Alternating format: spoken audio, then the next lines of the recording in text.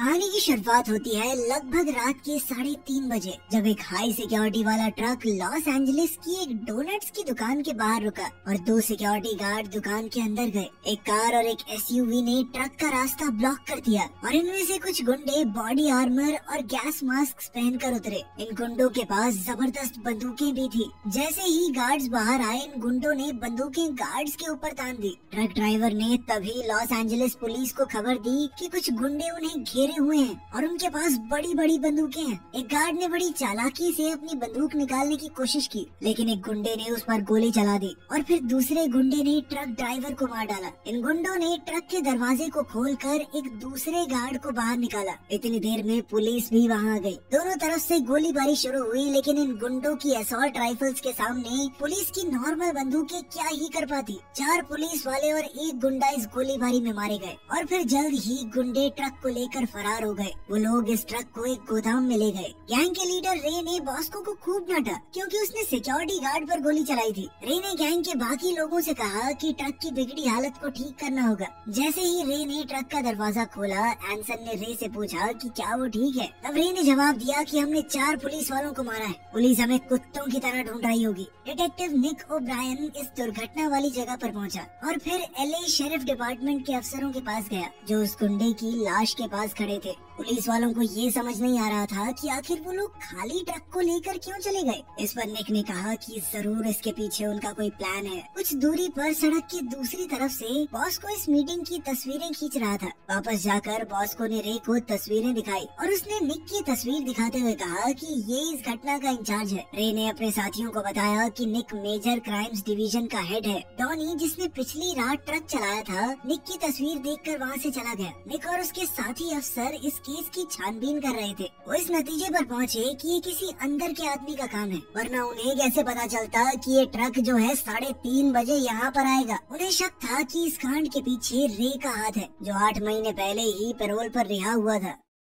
Donny रात को bartender का काम करता था। तभी उसने देखा कि फेडरल रिजर्व बैंक में काम करने वाला एक आदमी अपनी आईडी बार में ही भूल गया। उसने ये आईडी कैश रजिस्टर में डाल दी और मैक के पास गया, जो कि रे की गैंग का ही एक आदमी है। निक भी इसी बार में बैठा था और वो डॉनी से कुछ सवाल जवाब करने लगा। डॉनी ने कहा कि मुझे नहीं पता यहाँ कौन आता है कौन नहीं। क्रिमिनल से लेकर पुलिस वाले तक यहाँ कोई भी आ सकता है, ये बार सबके लिए है। इस पर डॉनी ने हामी भरी। जब डॉनी की इस बार में शिफ्ट खत्म हुई और वो जाने लगा, तो निक ने उसकी गाड़ी का शीशा खटखटाया और डॉनी को बेहोश कर दिया। जब डॉनी की आंख खुली तो वो एक अनजान जगह पर था। डॉनी जब बेडरूम से बाहर गया तो वहाँ निक की टीम और 4 औरतें थी। निक ने डॉनी को एक सीसीटीवी से निकाली हुई फोटो दिखाई, जिसमें वो रे से मिल रहा है। डिटेक्टिव गस ने कहा कि हमें तुम्हारा पूरा कच्चा चिट्ठा पता है। एक बार तुम गाड़ी चलाकर भागने के लिए अरेस्ट हो चुके हो, कुछ लोगों का खून करने की कोशिश के जुर्म में भी जेल जा चुके हो, और कैलिफोर्निया में आज तक सबसे तेज गाड़ी भगाने का चालान भी तूने ही भरा है।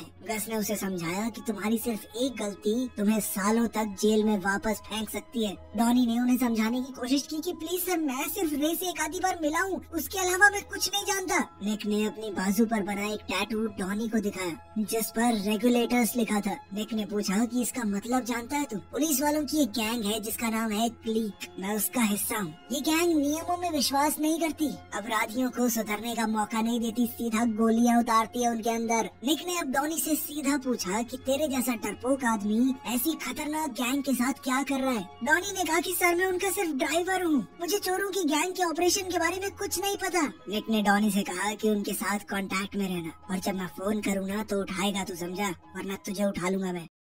उधर उस गुंडों की गैंग ने लॉस एंजलिस के फेडरल रिजर्व बैंक पर नजर रखी हुई थी। रे ने बताया कि ये इकलौता ऐसा बैंक है जहां आज तक कभी चोरी नहीं हो पाई। रे ने बताया कि यहाँ का सिक्योरिटी सिस्टम इतना जबरदस्त है कि यहाँ पर 53 बार चोरी की कोशिश हो चुकी है, लेकिन कोई एक बार भी कामयाब नहीं हुआ, और इसीलिए रे चाहता है कि वो लोग यहाँ चोरी करें। वहाँ पुलिस डिपार्टमेंट में ऑफिसर्स को पता चला कि रे, एंसन, डॉनी और बॉस्को ये सभी रिटायर्ड मरीन कमांडो हैं। ऑफिसर्स ने पिछले 10 साल में हुई सभी चोरियों की जांच की तो पता चला कि 10 साल जब रे जेल में था तो कोई भी बड़े लेवल की चोरी नहीं हुई। निक ने सभी ऑफिसर्स को बताया कि अगर हमने रे को पकड़ लिया तो सारी अनसुलझी चोरियों का भी खुलासा हो जाएगा। रे और उसकी गैंग अब वापस उसी गोदाम में गए। रे अपनी गैंग को फेडरल बैंक का पूरे दिन का रूटीन समझाने लगा। रे ने बताया कि ये बैंक रोज काम न आने वाले या फटे पुराने बिल्स को अपने डेटाबेस से हटाता है। 4 या 5 बजे के बीच में नोटों को छोटे छोटे टुकड़ों में काट दिया जाता है और ये कचरा एक वेस्ट मैनेजमेंट कंपनी उठाती है। उसने बताया कि अकेले $100 के नोट की गिनती करने वाले कमरे में कम से कम $30 मिलियन रोजाना आते हैं। रे ने प्लान बनाया कि उन्हें वहाँ पहुँचना होगा नोटों के कटने से पहले। इस तरह उनके पास कम से कम $30 मिलियन होंगे जो किसी के भी नहीं है। किसी इंसान से चोरी भी नहीं कर रहे हम। डॉनी ने अब एक चाइनीज फूड डिलीवरी कंपनी में काम करना शुरू कर दिया जहाँ से बैंक में काम करने वाले एम्प्लॉइज रोज ऑर्डर करते थे। डॉनी बैंक में खाना डिलीवर करने 2 बैग्स लेकर अंदर गया। सिक्योरिटी ने डॉनी को अंदर एंटर होने के लिए कार्ड दिया जिसे लेकर वो अंदर पहुंच गया। डॉनी ने एक बैग तो कैफेटेरिया में बैठी हुई औरतों को डिलीवर किया और दूसरा बैग लेकर वॉशरूम में घुस गया। वो बैग उसने ऊपर वेंटिलेटर होल में छुपा दिया। उसी दिन रात को रे और उसके साथी रेस्टोरेंट में खाना खा रहे थे। तभी अचानक पुलिस वाले वहाँ आ गए। निक रे की टेबल की तरफ बढ़ा और डॉनी से बात की, ये दिखाते हुए कि डॉनी तो उसे जिम में मिला है। वापस गोदाम में जाकर रे को डॉनी पर शक हुआ कि कहीं वो पुलिस वाला तो नहीं है। डॉनी ने मना कर दिया लेकिन रे ने गन तान कर दोबारा पूछा कि वो निक को कैसे जानता है। डॉनी ने सच सच बता दिया कि निक ने उसे पकड़ लिया था और वो जानता है तुम सबके बारे में। इसके बाद डॉनी कभी उससे नहीं मिला। रे ने उसका भरोसा कर लिया और उसने डॉनी को निक तक एक बात पहुंचाने के लिए कहा कि चोरी इस फ्राइडे को होने वाली है। डॉनी निक से एक सूट की दुकान में मिला और निक ने पूछा कि तुम लोग रेस्टोरेंट में क्या कर रहे थे, पर डॉनी ने बात को बदलते हुए कहा कि चोरी इस फ्राइडे को होने वाली है, लेकिन उसे ये नहीं पता कहाँ पर।